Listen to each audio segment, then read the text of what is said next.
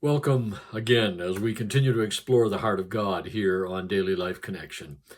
We've been looking at the names of God, and today we're going to look at another one. We're going to look at El Olam. El Olam. This is found in Genesis chapter 21 and verse 33. And it's the story of Abraham. And Abraham, it says, planted a tamarisk tree in Beersheba, and there he called on the name of the Lord. He called on El Olam, the everlasting God. Here, Abraham is experiencing a revelation of the heart of God. God is everlasting. Abraham had been on a long journey from his homeland when God called him out of the Ur of the Chaldees and called him to a whole new life. He had journeyed, long journey with his flocks and his herds and his family and so on. And, then he had arrived in this new land. There was lots of things that were coming against him, lots of trials that he went through, lots of difficult situations. But what Abraham said is, my God is everlasting. He will outlast these things. That's really good to know. He is El Olam today. No matter, sometimes in life, we find that we're going through a dark valley that never seems to end, but God is everlasting. The valley isn't. Sometimes we find ourselves in situations that just seem there's no relief, there's no alleviation of the situation.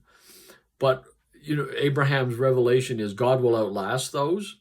He will last longer than any of the troubles and trials that come against us. He is El Olam, the God who is everlasting. And the reality is it goes beyond our everyday circumstances, this concept of an everlasting God. I love science, and I have read articles of where our sun, which seems to go forever, but we're told that it will eventually burn out. Someday our sun will finally use up all of its fuel and it will burn out. And it could be, 5 billion years from now, which to us seems everlasting, but it's not everlasting. It is finite. There is an end to it. But our God goes beyond that. When our sun burns out in 5 million or billion years, then God will still be in existence. God will still be. He is an everlasting God. There is nothing that you and I face in our lives today that he will not outlast. There is nothing in this universe that he will not outlast. He is an everlasting God.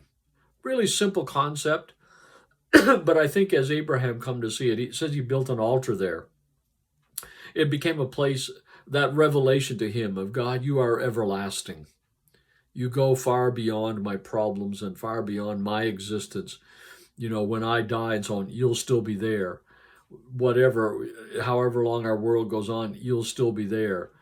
There is something secure and safe about that, isn't it? Something, there's so few things in our world that are everlasting, and the reality is often to buy something that's going to last, whether it's a pair of boots or whether it's a car or whatever, if you want something that's going to last a long time, it usually costs a lot more. It's not cheap. Our God's not cheap. He is going to last forever. He is everlasting.